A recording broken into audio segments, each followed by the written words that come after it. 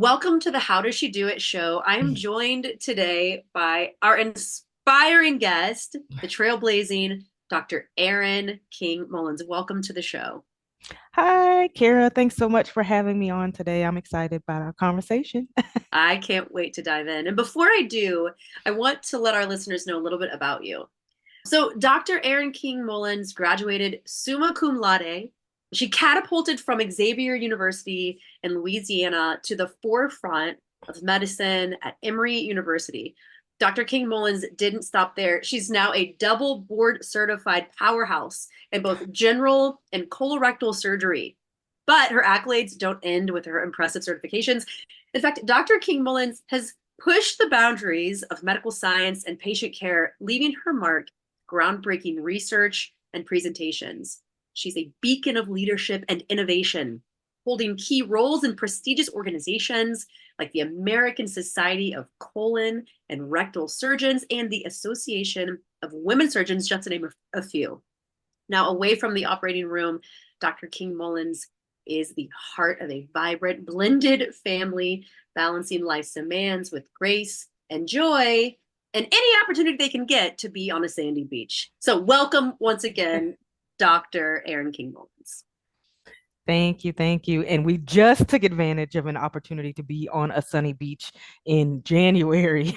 We went to the Bahamas and it was kind of Mwah. one. Yeah. Yeah. So, yeah, we take advantage of that beach time when we can. I love the beach in the winter. It's such like a cheat code to life, right? Yeah. Like you can escape the cold that you're like hunkering down in and putting blankets on, and then you just get to go to a beach and be like hot Right. for a week. Great. So for me, I mean, for me, like a vacation is a sunny beach or a sunny location. Like the people who like to, hike and ski and do all those things, that's great. That's a trip, right? That's a trip, or that's not a vacation to me. I need rest and relaxation and restoration. Yeah. The three R's. Yeah. Uh-huh. Uh-huh. I love that. And it actually makes a lot of sense. I know. Well, let's start with a little bit about your family. You're blended. How many children do you have? How long have you been married? Let's start there. Sure. So, well, I mean, I grew up in a blended family. So commingling and co-parenting and all of that stuff has been basically in my DNA from the very beginning. So very used to that. But my husband and I share five children. The twins are about to be 17. Oh my God. I met them when Oh, they were 7 years old. That's like basically insane. They're like driving and doing all that stuff. The younger is about to be 15. And then when we get on to our shared children, I have a daughter that just turned 4 on last week, who actually shares a birthday with her father, Valentine's Day of all days. So I'm like, that's where so where am sweet. I in all of this? What Um, about mama? right. And then my son will be 1 tomorrow. So Oh my that's our blended gosh. family. And we've this will be 6. Oh my gosh, am I miscounting? Okay, this is 2024. Yeah, this is 6 years. 6 years this year. Okay. Wow, 5 kids, 6 years. Congratulations. Thank I you. I think I understand why the restoration is necessary for the vacation. That makes sense. Yes. So, I'm really intrigued by a lot of what you do. Obviously, we were introduced by a mutual close friend. Mhm. And so I know that you've done big things that, and especially in the world of medicine, what you've accomplished is really, really difficult. It's a lot that you do, but it seems to me that you have also this entrepreneurial spirit and this advocacy spirit, along with all of that other, I mean, just immense accomplishments. Mhm. I'm curious to know what is the root or the seed of specifically that advocacy turned entrepreneurship? Sure. I mean, it's honestly and truly, it's all been born out of necessity, right? Mm. Coming from humble beginnings, people ask the why, like how and why did you decide to become a doctor? Was there some sort of aha moment? And really, there wasn't. Like, I mean, I pretty much knew since I was about 12 years old that I wanted to be a physician. Now, what type of physician and all of that stuff, lots of different specialties and future plans were thrown out there, but it just so going through the process, there wasn't really anything else. So you had to go to college and then medical school. So that was just my path based upon what I decided I had Yeah. wanted to do.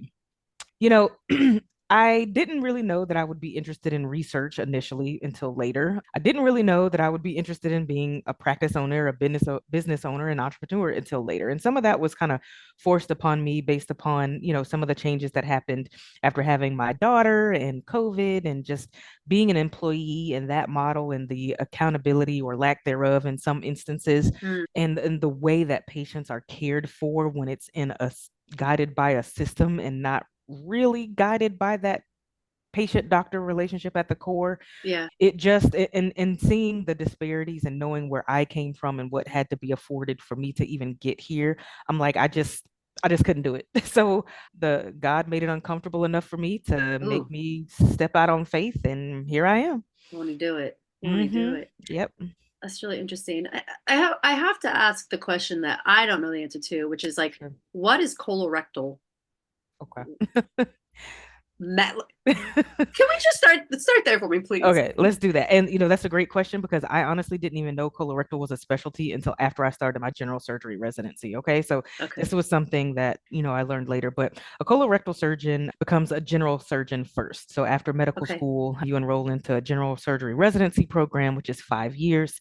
And during that course of doing your different studies and looking at all the different specialties, if you decide you want to do a further specialization, colorectal is a 1 year additional fellowship after that. And this is So what you did at Emory?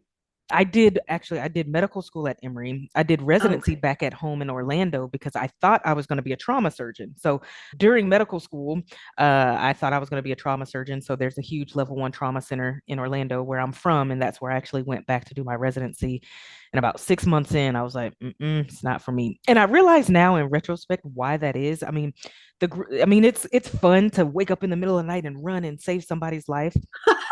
Um, Oh, yes. So this is how you know you're doing what you should be doing. That does not right. sound fun at all to me. That sounds like a medical issue for me. Like I might have a heart attack. I'm gonna pass out from stress.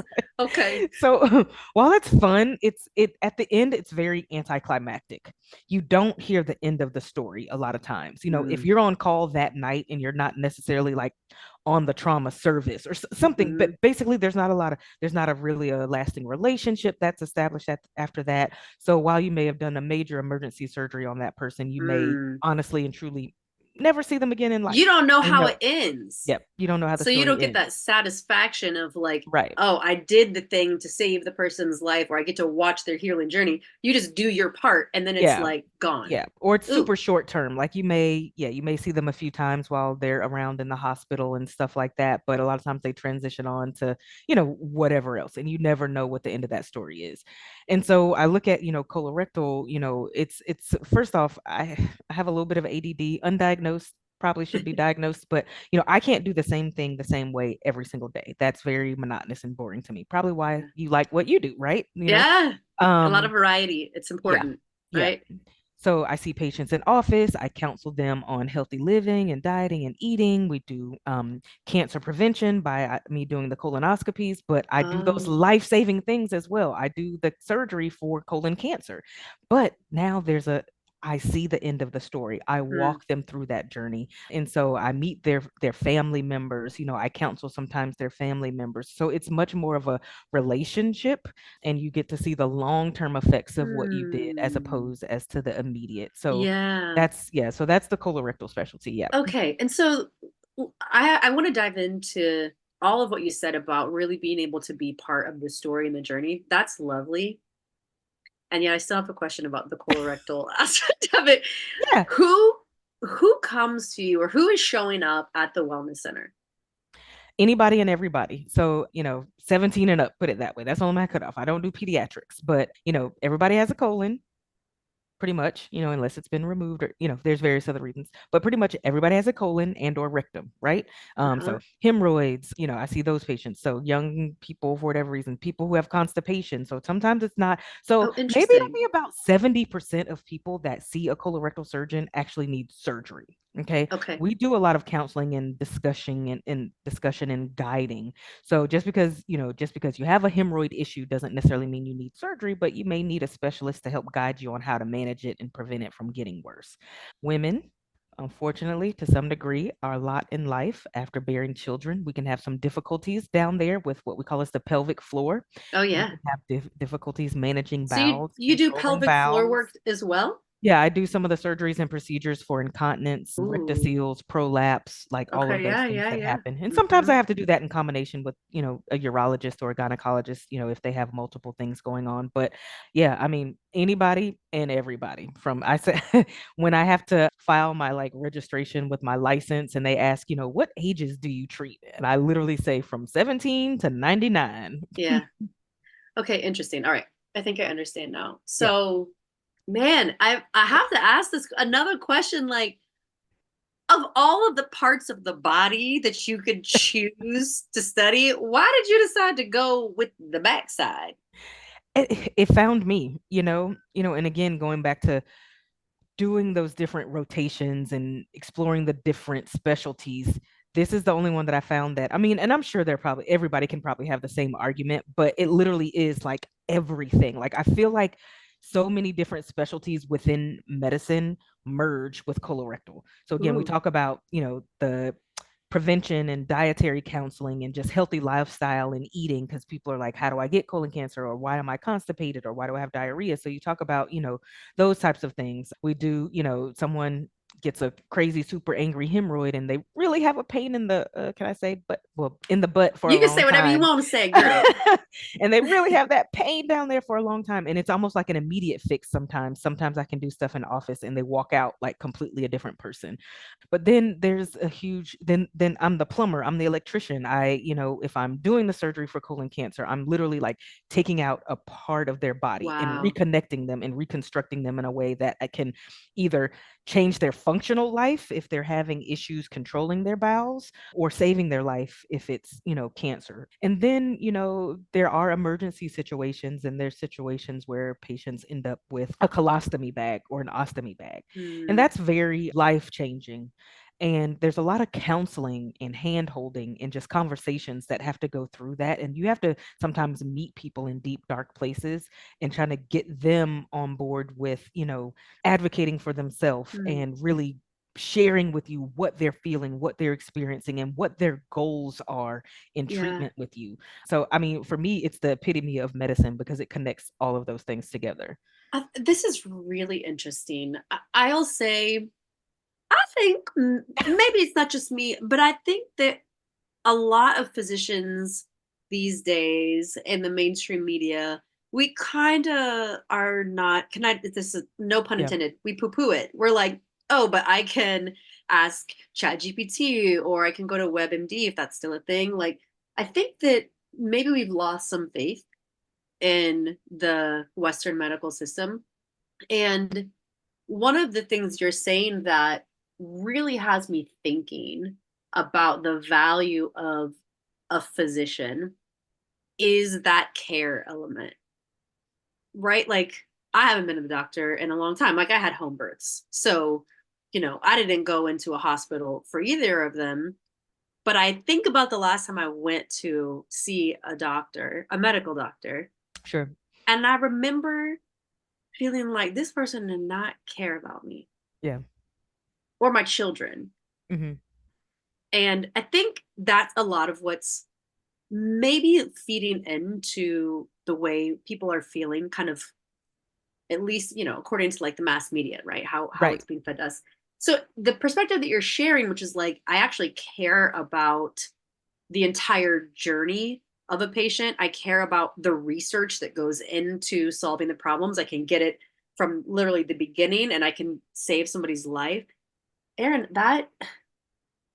that's really remarkable. Yeah. And it's funny because again, I'm a surgeon. I make my living by operating. And that's kind of like literally the take that I get sometimes on people when they come in. And granted, sometimes people are at their wits' end because they've tried to go to their primary care physician. Their primary care physician has tried to help them, and sometimes, you just need that further specialization. And Right. so when they get to me, they're kind of at their wits' end. And I tell them, unfortunately, you have something slightly different. This is the best way to treat it. And no, you don't need surgery. And sometimes they're like, can you just fix it? And I'm just like, listen. Okay. I'm literally taking food out of my mouth by not Right. operating on you. Mm. So if I'm telling you you don't need surgery, I need you to believe me, right? And people underestimate the the power of their choice. Just because you go to a physician, and I want you to feel encouraged, like just because you go to a physician, it's okay if you don't agree with them, you don't see eye to eye. It's a relationship. And so if Mm. you need to change physicians so that you make sure you get what you need out of it, and that's fine. I mean, the studies have literally shown that the patient provider connection, as far as for similarities, like Black patients are going to do better with Black providers. Wow. Patients from a Latino background are going to do better with Latino background providers for several reasons. There's ethnicity and culture, relationships that come into play. And even if you just get away from some biases that there may be, the stereotypes, the stereotypes go two ways, right? So sometimes the patient sees a provider and makes assumptions about them just because, a young Black woman may see an older white male and say, oh, he's not going to care about me. He's not going to listen to me. Mm. Um, and that same older white provider may feel uncomfortable asking certain questions because they may be leading questions, or they may feel like the patient may feel like they're being judged. And so there's limitations on both sides that can really obstruct that conversation Yes. in an inappropriate way. And it doesn't mean anybody is thinking negatively. Now, there's some downright racist and biased people and all that type of stuff. Sure. And that's not what I'm mentioning. I'm just saying, just sometimes with that dynamic, sometimes it's very difficult to bridge the gap for people to truly be comfortable in being open and honest about what's going on, or what they're inquiring about. So interesting. So, how does this play into just your general philosophy in terms of patient care? I know you make your money off of surgeries, but you Right. also have the wellness center. You're seeing all these different types of people. How do you navigate that? The biases, which are unconscious, the statistics that say, right, that the care Right. may be better if you identify with them in these ways. As an entrepreneur and as a physician and a surgeon, what do you do to Yeah. navigate those? Well, this approach, this conversation that I'm having with you, like this is how I talk to all my patients, right? I'm just level set. I try to, speak in as much layman's terms as possible.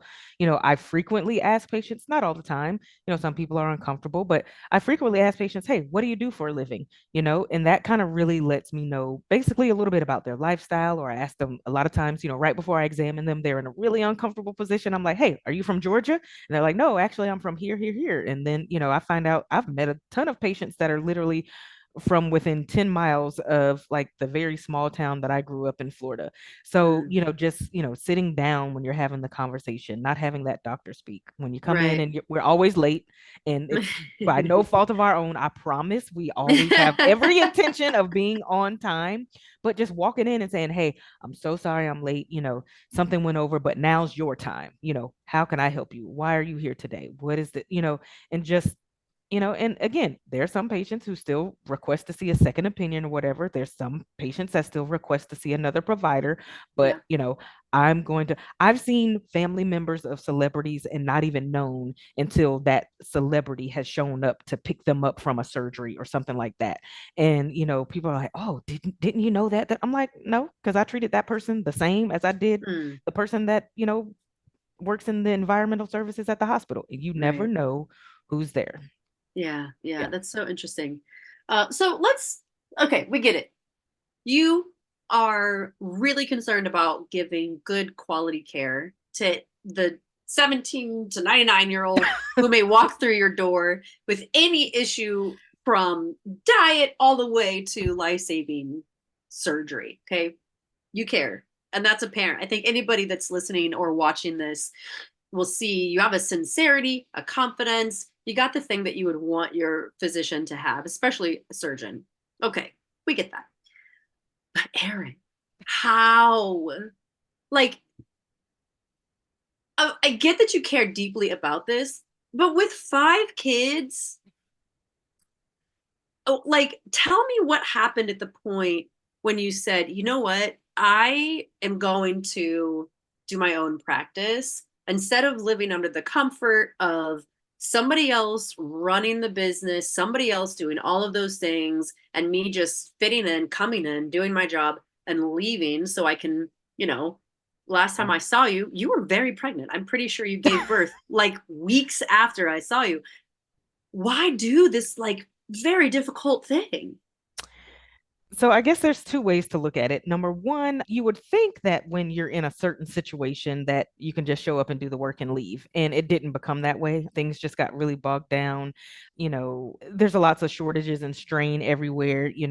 Some of the I hate using this term and I don't know a better way to think of it now, but some of the lower level employees, at the institutions, they're not being compensated well enough to make them care as well. Uh-huh. And so that rolls over into their job performance, their interactions with patients.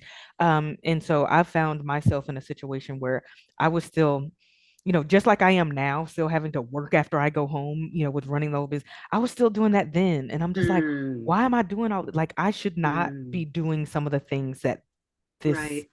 infrastructure has been set up to handle. Right. And, after, COVID and, my daughter, I had her literally 3 weeks before the world shut down. Oh And so everything gosh. that ensued and changed after that, when I came back off of maternity leave, and my spirit wasn't right on so many different levels. I was a completely different person. I wasn't happy. I literally had a visceral reaction showing up at work every day. And I'm like, this is not normal. This is not safe for Yeah. myself, for my staff, or for my patients. So my husband actually encouraged me. He's like, hey, you've got the MD.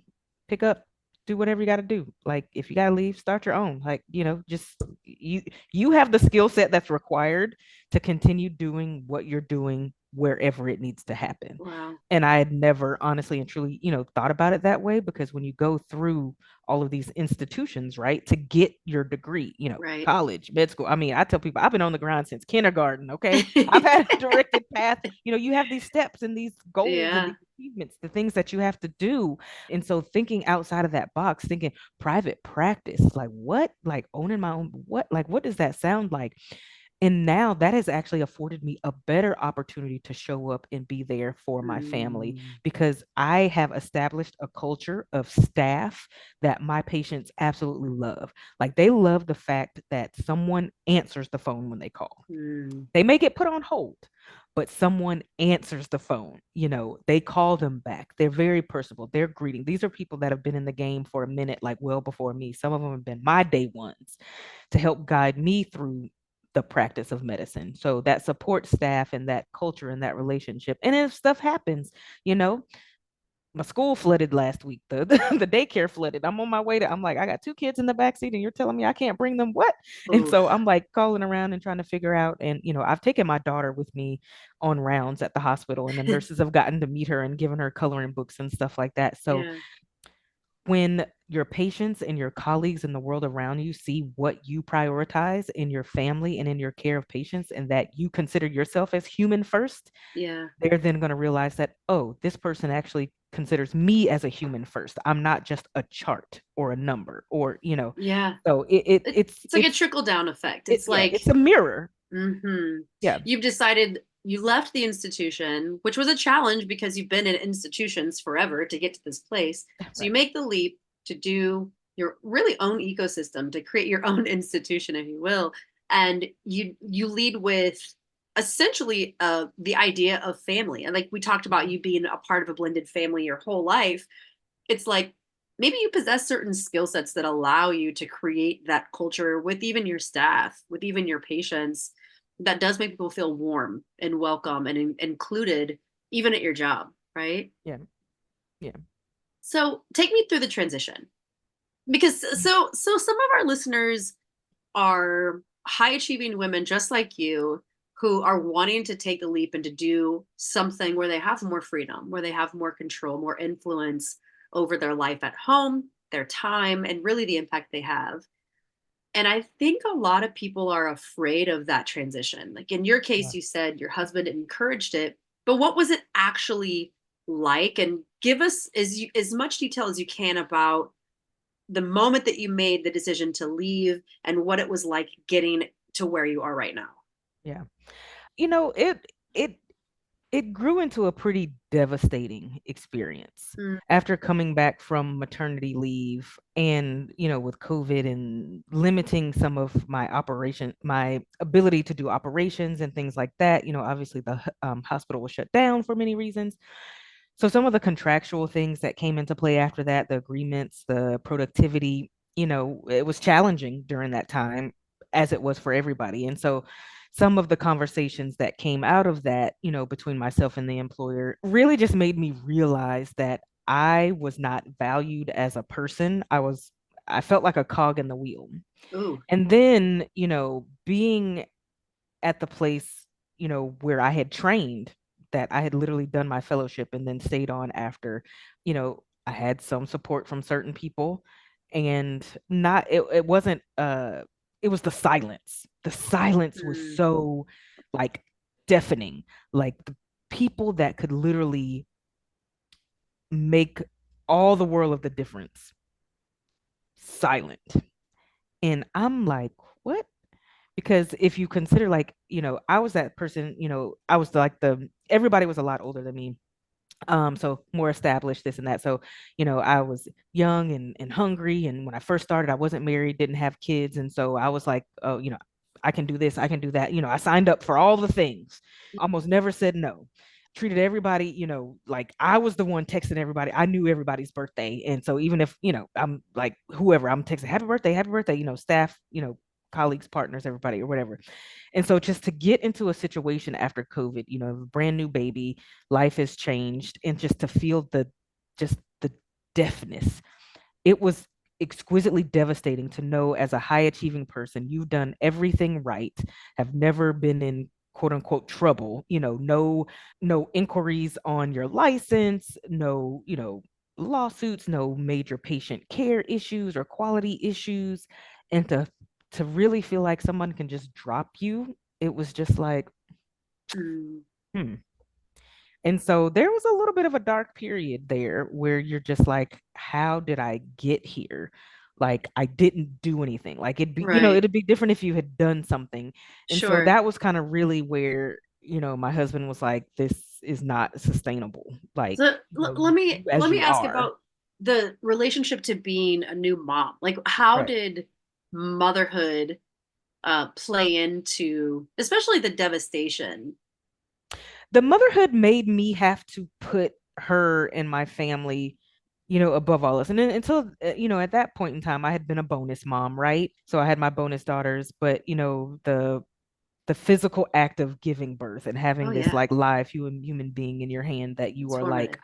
ultimately responsible for, Yeah, like, all of that kind of self-deprecating whatever had to go away, because I'm just like, this ain't working the way it's working. You can beg and plead, and people are just going to be people, you know and so I'm like, I had to take the bull by the horns and realize that I'm going to have to form our own, future in this. And so that's kind of ultimately what it had to be. Like, it had to be that, it was more of a selfless act than anything else, because I could have still been wallowing and just saying, well, this sucks, but I got a job. But that wasn't the answer anymore, when I knew, like, at the end of the day, like, my family was affected. that's really interesting. I actually made a thread post this morning about the rapture of physically becoming a mother. 2 years ago today, I my water broke and I was in labor. I had long labors. My first one was like 28 hours, I want to say. And the I mean, I don't know how else to explain it. It is a rapture that happens physically. Your body is just devastated mentally, emotionally. So much shifts hormonally, right? Scientifically, we know so much shifts inside of a woman when she gives birth.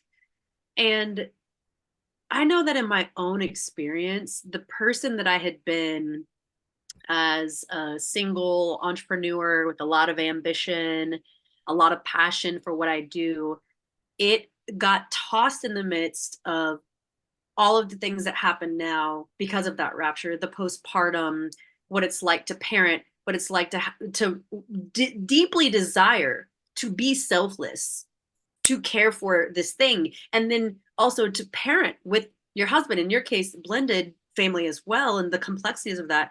I feel like I just got thrown into a blender and completely reformed. And to be honest, I had another kid 5 months later. And so like I never really got out of that. And I'm 8 months postpartum now, and I feel like I'm just starting to reform that blended, that all that gook and Mm-hmm. that things about me are starting to like come back and come together. Did you experience something like this at the time when you were making the decision to create your own private practice?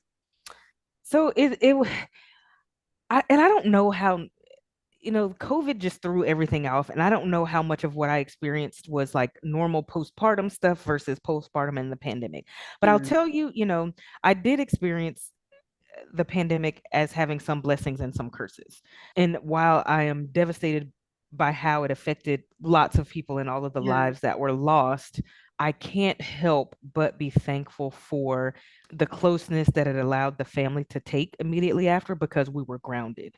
So Hmm. you know my husband, he Hmm. traveled, at that time traveled quite a bit for work. And so me being a surgeon and him traveling, childcare afterwards was going to be really difficult. And we were kind of working it out, but wasn't quite solid. And so, 3 weeks after having her, the world shut down, and it forced us all to sit down.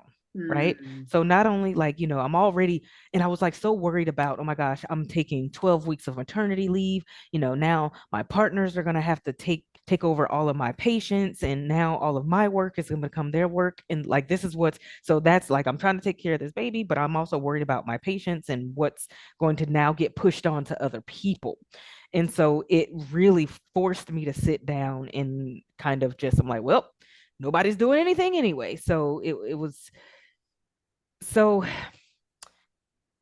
while in some ways I probably experienced that rapture, I think in a lot of ways it actually calmed things down a lot more for me, wow. just because it coincided with the pandemic. Yeah. Wow. Yeah. Yeah, I really appreciate moments like this. I love the juxtaposition of any given moment, right? Like I think a great story is a combination of tragedy and triumph. And in situations like the pandemic, it's easy to get lost in the politics of it, or in your case, because you are a physician, you have a very intimate experience with what happened during the pandemic. But I love the moment that says, like, this horrible thing happened, and let's all recognize that this was horrible for a lot of people. And also, there's a moment in there for me that actually was a gift and a blessing. And I just find those moments to be like special, like magical. Like, there's like liberty, there's Yeah. liberation from the tragedy when you can also see that there's a degree of triumph in it, right? Yeah.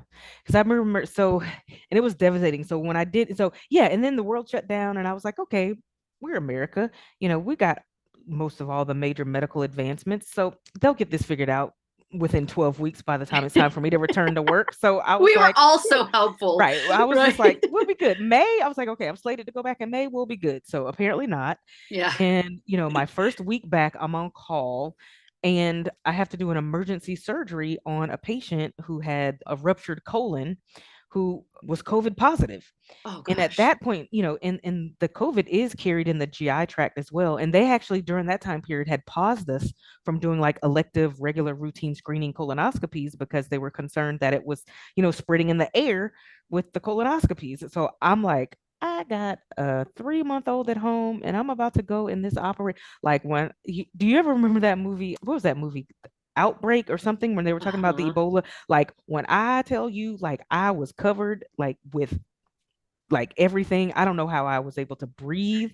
Um, but I'm like, and I'm like, and in that time, whenever I went to work, I would come home and I would literally disrobe in the All right. In garage. the Like, garage. yep, Hmm. everything came off. Like, everybody knew we had where the coat rack was in the garage, where all my robes.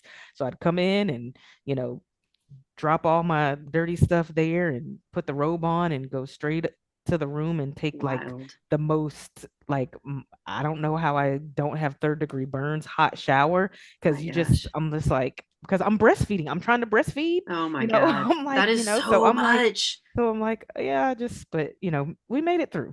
We made it through. I mean, you have a very positive and like even keel, like I think maybe that's your personality in general, but that's a lot. And that's honestly unimaginable. Breastfeeding was the hardest thing that I ever have done as a mother. to Yeah. date. It's so hard. It's impossible. And it's like so connected to stress, right? Like the more stressed you are, the less milk you make. And then Hmm. you're like, well, I'm not making more milk, right? I got to bring down my stress level. But then in your case, you're literally in the middle of the pandemic, a worldwide pandemic. I have a lot of respect for you. I really can't imagine what it would have been like for you to try and balance those things. So you came through it. You were like, I'm doing my own thing. I'm starting my own practice. And how long have you been in private practice? So we would have opened these doors in it'll be 1 year in April. So yeah, so in the middle of making that decision and I'm laying the groundwork for this practice. Surprise, you're pregnant again. Yeah. Whoa. So so Girl, I know what that's like. Woo! So it was like, okay, let's do this. So actually I started out, well, I mean, the long story is actually was it would have been like formally, I guess maybe a year, like around November of 2023, because I had subleased some space from another general surgeon and was seeing, patients in office like a couple of times a month just to get my electronic medical record system going and my staff going just to kind of get some of the flows and how so knowing that when I go out on maternity leave, like it won't be like all brand new, crazy, like insane Yeah. starting from scratch. But like we were undergoing construction on my office during the time. Like so I'm in the hospital having the baby while I'm like having the field and my husband's trying to field Mm, construction questions because mm. yeah, he'll be one tomorrow and we finished construction in the middle of March. That's So kind of beautiful. It's another one of so it those was great. moments, I right? know. I Like birthed two babies at one time. you It was did like two at so once. That's so special. yeah. It's giving me a Hamilton moment, right? You will come of age with our young nation. If you're not a Hamilton fan, that's not gonna make sense So to I you. just But saw it for the first time a few weeks ago. So it's kind of whoa, yeah. really? It's 2024. I couldn't do it on TV and clearly I was too busy to go to New York. So but Yeah, I yeah, so saw we it. saw I took the big girls to go see it a few Okay. weeks ago on Sunday night at the Fox and they really Okay. enjoyed it. So I tried on Disney Plus. I did try and I'm like, Yeah. You no. gotta really love musicals. I love musicals, so I can watch a musical on TV, but there's nothing like seeing it Yeah. live. That's for Yeah. sure. Mm-hmm. So I want to touch on a couple of things that are important to you, and for Sure. our listener who's like, okay, I get it. She's the bomb.com. She's doing all the things. Kara's throwing these questions at her to see, how she's handled these situations, and she's honestly just taking it like water off a duck's back. So tell us some things that the listener needs to know, especially about wellness, colon health. Like, what are some of the things that they need to pay attention to and that they can do to really make sure that they don't really maybe even need to come and see you? Yeah. So, I mean, the biggest thing that I can tell people, besides all the stuff that we know we're supposed to do, that's hard for our multitaskers and busy people. Drink plenty of water, eat your fresh fruits and veggies, yep, take a sip. You want to eat the colors of the rainbow. So, and you want to shop on the outsides of the grocery store. So, you get when you walk in, you go to one side, there's the produce and the fresh dairy and the meats and all that type of stuff. When you're going up and down aisles, that's going to be a lot of your processed stuff that you want to stay away from that's high sodium and has low, higher calorie to lower nutritional content. So those are some of the basics. And then activity. You're Wait, Dr. Aaron, do you do your own grocery shopping and do you cook for your family? so not all the time. So we did hire a part-time nanny to Uh-huh. help. Uh-huh. Yes, and Vava has been great. She's from Brazil. Vava is grandma in Portuguese. So that's Oh. what my kids call her. Oh, So okay. We might need to talk off camera about this a little bit because, girl, I can't. I am struggling with the shopping and the cooking and everything else. Like, yeah. it's a So challenge. no, I had to, and as moms, we often you feel like a loser if you're not doing all of those Yeah, things. And because so it's on on the us. yeah, Yeah, I mean, I cook on the weekends or I cook when I need to. I know I'm how to cook, impressed. I don't want to I cook at still do all. better. Yeah, I'm like, no, my husband's a great cook. He does a lot of cooking as well. Oh, He does see. a lot of cooking as well. I will tell you that I very rarely do the laundry anymore. Okay, so listen, so Vava saved my life. When I tell you I had a laundry basket that was piled and overpiled in my closet, that probably there was stuff at the bottom of it that I hadn't seen in probably at least 2 years. No lie. It's emptied now. So Um, seen. I know. It just is. I could never, I could put it all in the wash and I could put it in the dryer, but could not seem to get over the hump of putting stuff away or folding it or doing any of those Yes, things. same. And you got to prioritize. It's just like being a doctor. You got to triage. You gotta triage You the got to chores. triage. Who's the sickest? So you got to go like, yeah, the clothes can be wrinkled. I can wear scrubs every day, probably, literally. So you guys, but whatever. So that's that. But the single most powerful tool Yes. that we have as patients in this world is the power of words and conversation. You need to have conversations with your family about what their medical problems are, extended family as well. Okay. Because things are not always necessarily like, oh, yeah, my brother, my sister, my mom, my daughter had something. Sometimes it expands generations to understand what your risks are. So we have to have those conversations. I did a show a few months ago about colon health. There was a young lady who had written in and they needed a medical expert, and she had been diagnosed with colon cancer just after her 50th birthday when she started experiencing some symptoms. She was diagnosed with stage 3 colorectal cancer. Mm. When she was undergoing treatment and started having the conversations with her family and her extended family, she found out that 4 persons in her family had passed on from colorectal cancer and Oh no one my. knew and no Oh, one told anybody about it. wow. So you can literally say that changes how early, how often, evaluations need to be when we just know what our risks are, what's in the family. So the And it's power of something, words. okay, that's huge. I hear what you're saying, and that is like that is major. And Right. it makes me think, if we know what, we can do something about this. Yeah. It's like preventative. Yes, colon cancer is completely preventative. So just like after a certain age, the number one risk factor is age, first off. So Okay. And only that's, about, God yeah, willing, going to happen to all of us. exactly. Okay. So only about 10 to 15% of colon cancers are actually linked to a family history. So that means the other 85 to Wow. 90% just happen. So just like we start getting mammograms after a certain age, you start getting your prostate checked after a certain age, living long enough blesses you with those cells living long enough and getting deranged and can cause a problem, right? So that's the number one risk, okay? Wow. So we got to make sure we have those conversations. Now, those family history and all that stuff, that just heightens, that just adds to it because it changes, how often we need to look for things and at what time we need to look for things. The second most powerful thing that we have is a relationship with a primary care provider. Now, we can go all the way down the line when people talk doctor versus nurse practitioner versus PA, whatever. Someone who knows you Okay. consistently. They know your history because Okay. we don't just operate off of you showing up and having a complaint. We have to also look at trends, right? So Hmm. if they know you, if they know that, hey, you never have a problem, when you show up and say you got a problem, that person knows you and trusts you and believes you have a problem. Instead of you Interesting. going to the ER, they got a gazillion people in front of them. They don't know if your, pain Right. level is really 1, but you're, have high anxiety, so it feels like a Sure, 10. sure. You know what I'm saying? They don't know you. They get that lab work and maybe your thyroid is off, you're anemic, your blood counts are low.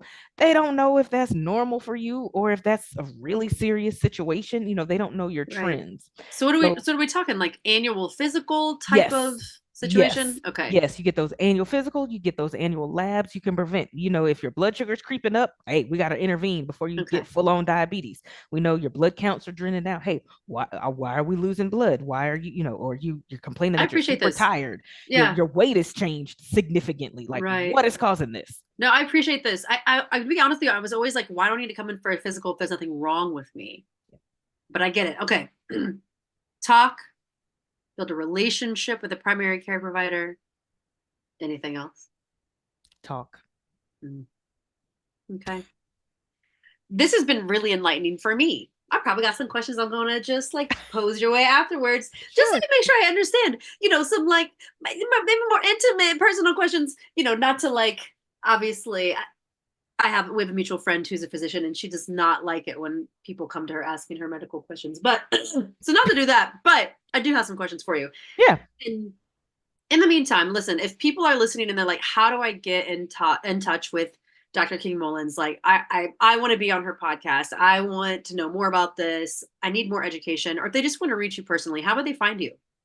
So the best way to start out is our website, which is www.colowellness.com. That's COLO wellness.com. Colorectal Wellness Center is also on Facebook and I guess X now, formerly known as Twitter. And we have a YouTube channel as well that we're starting. So I have a couple of podcasts and recording and educational talks that I had done before that'll be on there. So Great. that's where you can find us. Perfect. And before you go, I just have one final question. Yes.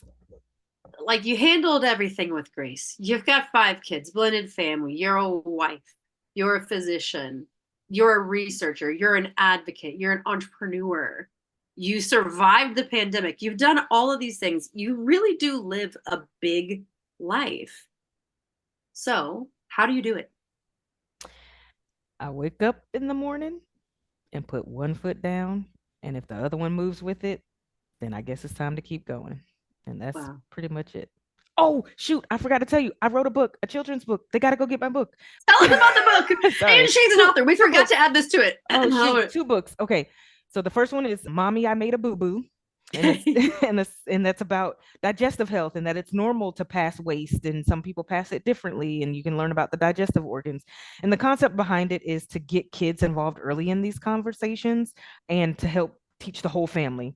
And then the second one is called Mommy Gets a Colonoscopy. So it's about the Okay. process of mommy going in. We're looking for polyps to prevent cancer. So again, getting the idea of prevention and health and wellness and kind of what's normal in for the whole family early so that we can, be a better community and better stewards of our health. I'm completely It's on shocked Amazon. that you also did this. You'll have to send me. We'll put the links in the show notes for people that want to get Perfect. it. Okay, wait a minute though. But so now we add author to all of that. And is there any other than just putting one foot in front of the other? Like Erin, like seriously, how are you so together and so even killed? Like, what is your secret that allows you to do all of this? I was actually a lot less together when I was single and didn't have kids because that just the focus that comes with that and the purpose and the dedication and goals that you have to have. And then it's also like, with my transition and kind of being put in a very uncomfortable position to kind of force me out to start my own private practice is just like, well, hey, if it don't work, I'm sure I can just go get another job as a doctor. So, Hey, hey, if nobody buy my book, oh well, I'm still an author. So, yeah, I love that. Amazing. Wow, Dr. Erin King-Mullins, thank you for sharing your journey, everything that you did. I'm sure that this episode is going to inspire and also educate people. So thank you so you. much for sharing today. No problem. Thanks for having me.